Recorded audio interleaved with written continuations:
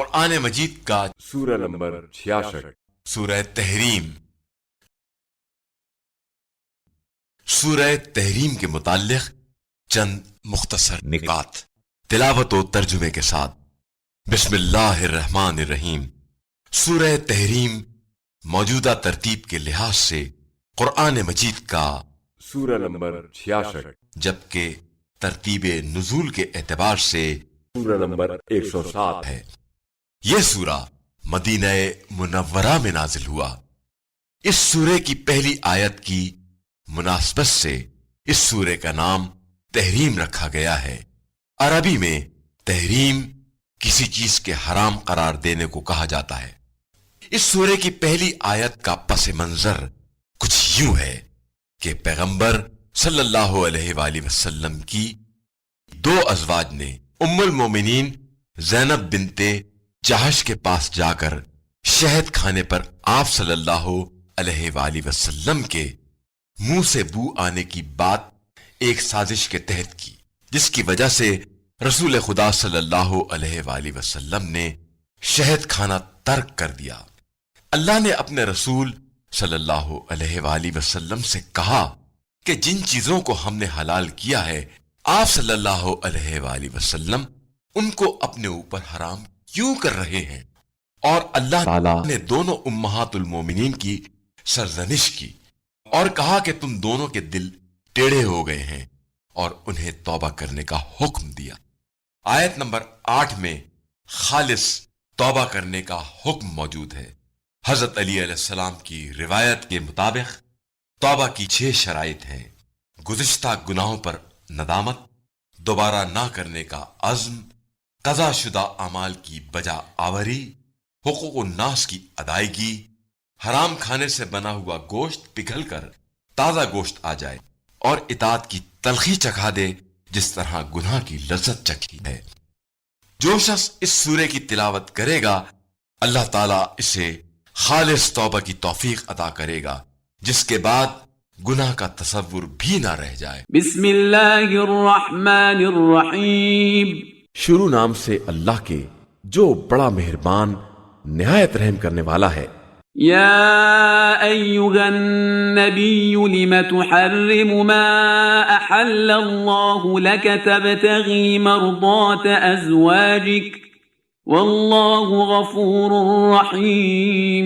پیغمبر آپ صلی اللہ علیہ وآلہ وسلم اس شے کو کیوں ترک کر رہے ہیں جس کو خدا نے آپ صلی اللہ علیہ وآلہ وسلم کے لیے حلال کیا ہے؟ کیا آپ ازواج کی مرضی کے خواہش مند ہیں؟ اور اللہ بہت بخشنے والا اور مہربان ہے۔ قد فرض اللہ لکم تحلۃ ایمانکم واللہ مولاکم وہو العلیم الحکیم۔ خدا نے فرض قرار دیا ہے کہ اپنی قسم کو کفارہ دے کر ختم کر دیجئے، اور اللہ آپ صلی اللہ علیہ وآلہ وسلم کا مولا ہے، اور وہ ہر چیز کا جاننے والا اور صاحب حکمت ہے۔ وَإِذْ أَسَرَّ النَّبِيُّ إِلَى بَعْضِ أَزْوَاجِهِ حَدِيثًا فَلَمَّا نَبَّأَتْ بِهِ وَأَظْهَرَهُ اللَّهُ عَلَيْهِ عَرَّفَ بَعْضَهُ وَأَعْرَضَ عَن بَعْضٍ فَلَمَّا نَبَّأَهَا بِهِ قَالَتْ مَنْ أَنبَأَكَ هَذَا قَالَ نَبَّأَنِيَ الْعَلِيمُ الْخَبِيرُ۔ اور جب نبی صلی اللہ علیہ وآلہ وسلم نے اپنی بعض ازواج کو راز کی بات بتائی اور اس نے دوسری کو باخبر کر دیا اور خدا نے نبی پر ظاہر کر دیا، تو نبی نے بعض باتوں کو اسے بتایا اور بعض سے اعراض کیا۔ پھر جب اسے باخبر کیا تو اس نے پوچھا کہ آپ صلی اللہ علیہ وآلہ وسلم کو کس نے بتایا ہے؟ تو آپ صلی اللہ علیہ وآلہ وسلم نے کہا کہ خدائے علیم و خبیر نے۔ ان تتوبا الى اللہ فقد صغت قلوبكما وَإِن تَظَاهَرَا عَلَيْهِ فَإِنَّ اللَّهَ هُوَ مَوْلَاهُ وَجِبْرِيلُ وَصَالِحُ الْمُؤْمِنِينَ والملائكة بعد ذلك ظهير۔ اب تم دونوں توبہ کرو کہ تمہارے دلوں میں کجی پیدا ہو گئی ہے، ورنہ اگر اس کے خلاف اتفاق کرو گی تو یاد رکھو کہ اللہ اس کا سرپرست ہے، اور جبریل اور نیک مومنین اور ملائکہ سب اس کے مددگار ہیں۔ عسى ربه إن طلقكن أن يبدله أزواجا خيرا منكن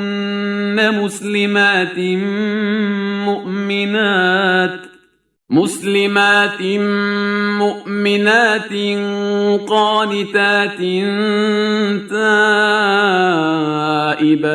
عابدات سائحات ثيبات وأبكارا۔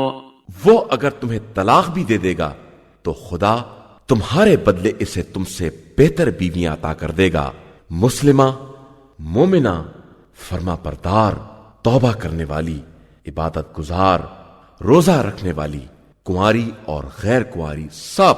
يا أيها الذين آمنوا قوا أنفسكم وأهليكم نارا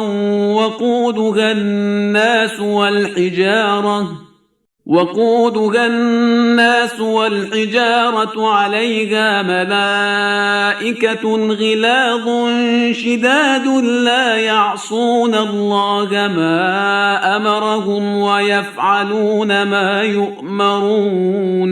ایمان والو، اپنے نفس اور اپنے اہل کو اس آگ سے بچاؤ جس کا ایندھن انسان اور پتھر ہوں گے، جس پر وہ ملائکہ معین ہوں گے جو سخت مزاج اور تند و تیز ہیں، اور خدا کے حکم کی مخالفت نہیں کرتے ہیں، اور جو حکم دیا جاتا ہے اسی پر عمل کرتے ہیں۔ يا أيها الذين كفروا لا تعتذروا اليوم إنما تجزون ما كنتم تعملون۔ اور اے کفر اختیار کرنے والو، آج کوئی عذر پیش نہ کرو کہ آج تمہیں تمہارے اعمال کی سزا دی جائے گی۔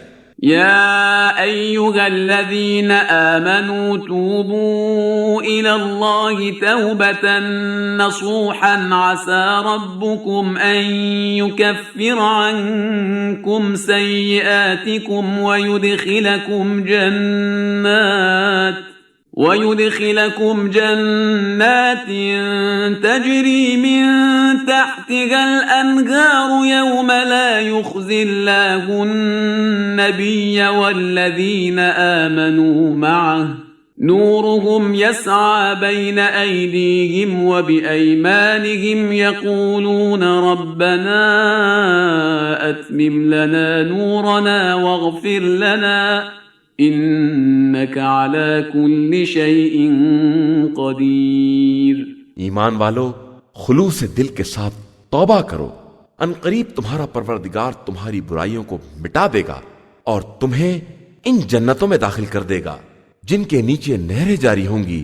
اس دن خدا اپنے نبی اور صاحبان ایمان کو رسوا نہیں ہونے دے گا، ان کا نور ان کے آگے آگے اور دانی طرف چل رہا ہوگا، اور وہ کہیں گے کہ خدایا ہمارے لیے ہمارے نور کو مکمل کر دے اور ہمیں بخش دے کہ تو یقیناً ہر شے پر قدرت رکھنے والا ہے۔ یا ایھا النبی جاہد الکفار والمنافقین واغلظ علیہم ومأواہم جہنم وبئس المصیر۔ پیغمبر آپ صلی اللہ علیہ وآلہ وسلم کفار اور منافقین سے جہاد کریں اور ان پر سختی کریں، اور ان کا ٹھکانہ جہنم ہے اور وہی بدترین انجام ہے۔ ضرب اللہ مثلا للذین کفروا امرأة نوح وامرأة لوط كانتا تحت عبدین من عبادنا صالحین فخانتاهما فلم يغنيا عنهما من الله شيئا وقيل ادخلا النار مع الداخلين۔ خدا نے کفر اختیار کرنے والوں کے لیے زوجہ نوح اور زوجہ لوط کی مثال بیان کی ہے کہ یہ دونوں ہمارے نیک بندوں کی زوجیت میں تھیں، لیکن ان سے خیانت کی تو اس زوجیت نے خدا کی بارگاہ میں کوئی فائدہ نہیں پہنچایا، اور ان سے کہہ دیا گیا کہ تم بھی تمام جہنم میں داخل ہونے والوں کے ساتھ داخل ہو جاؤ۔ وضرب الله مثلا للذين آمنوا امرأة فرعون إذ قالت رب ابن لي عندك بيتا في الجنة ونجني من فرعون وعمله ونجني من القوم الظالمين۔ اور خدا نے ایمان والوں کے لیے فرعون کی زوجہ کی مثال بیان کی ہے کہ اس نے دعا کی کہ پروردگار میرے لیے جنت میں ایک گھر بنا دے اور مجھے فرعون اور اس کے کاروبار سے نجات دلا دے اور اس پوری ظالم قوم سے نجات عطا کر دے۔ ومريم ابنة عمران التي أحصنت فرجها فنفخنا فيه من روحنا وصدقت بكلمات ربها وكتبه وكانت من القانتين۔